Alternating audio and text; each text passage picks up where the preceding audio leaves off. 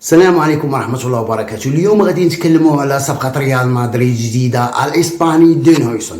دين هويسون ضربة معلم من ريال مدريد، إضافة قوية، صفقة ممتازة لفريق ريال مدريد، صفقة ممتازة لخط دفاع ريال مدريد اللي كنعرفوا كان كارثي هذا الموسم، سواء بسبب الإصابات سواء بسبب تذبذب مستوى اللاعبين. دين هويسون كان مطلوب من اغلب فرق اوروبا، ولكن شكون هو دين هويسون؟ دين هويسون اول حاجه هو اسباني الجنسيه او مزدوج الجنسيه، اسباني جنسيه وهولندي جنسيه، ولكن اختار تمثيل منتخب اسبانيا مع انه مثل من بعد الفئات من قبل الفئات السنيه ديال منتخب هولندا. بدا فريق مالاغا، مدرسه فريق مالاغا، من بعد انتقل لفريق يوفنتوس اقل من 17 سنه، بقى كيدرج في الفئات السنيه حتى صعد الفريق الاول ديال فريق يوفنتوس، ولكن لعب معهم مباراة واحدة. من بعد انتقل لفريق روما لعب معهم 13 مباراة، ماشي كلهم بشكل اساسي، ولكن تألق وبين الامكانيات ديالو وانهالت عليه العروض من فرق اوروبا، منهم فرق قوية وعالمية بحال فريق برشلونة، ولكن هو اختار فريق بورمونت.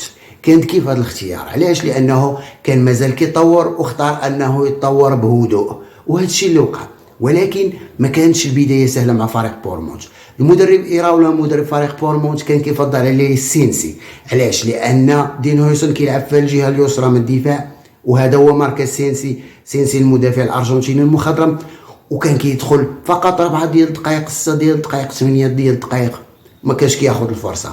تقريبا 8 ديال المباريات حتى 10 ديال المباريات، وبالضبط مباراه برينتفورد هي فين خدا الفرصه، ماشي لعب مباراة كاملة، لا. سينسي كان قدم مباراة سيئة للنسيان.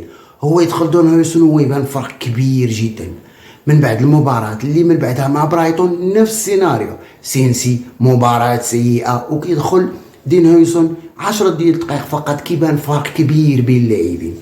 ولكن المدرب ايراولا كان مصر على سينسي، والمباراة الثالثة ضد وولفرهامبتون دخل سينسي، ولكن هنا وقعت نقطة تحول كبيرة، أن سينسي تصاب إصابة طويلة، ومن بعد هو يضطر إشراك دين هويسون بشكل أساسي، وهنا كانت نقطة الانطلاق ديال دين هويسون.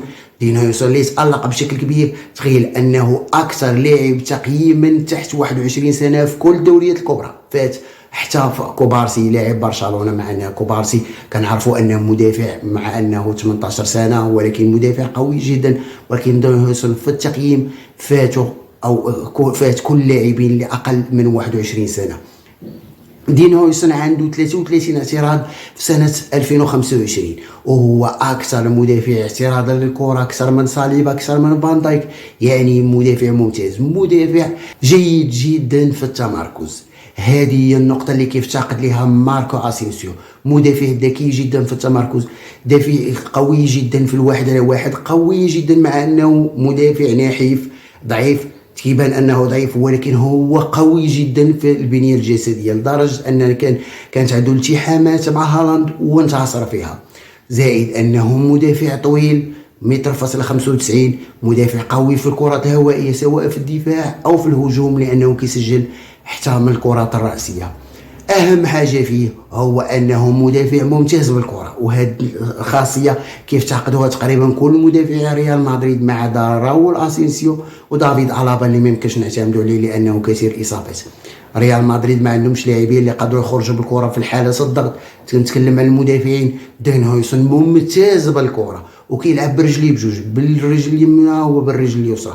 وعلاش ممتاز بالكره؟ لانه اصلا فاش كان مع مالاغا في البدايه ديالو كان مهاجم، تخيل انه كان مهاجم وتحول لمدافع. صفقه ممتازه لريال مدريد، صفقه بطبيعه الحال غادي تكون اضافه قويه واضافه كبيره لريال مدريد، ولكن واش هي اضافه فقط يعني كافيه لدفاع ريال مدريد؟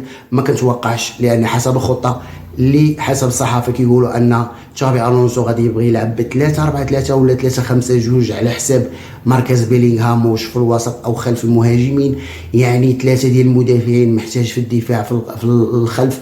يعني مازال ريال مدريد محتاج صفقات اخرى، لانه من المستحيل انه يعتمد على ميليتاو وألابا كثير الاصابات، وعنده في الدفاع فقط راول اسينسيو روديغر، والان دين هويسون، يعني محتاج لصفقات اخرى.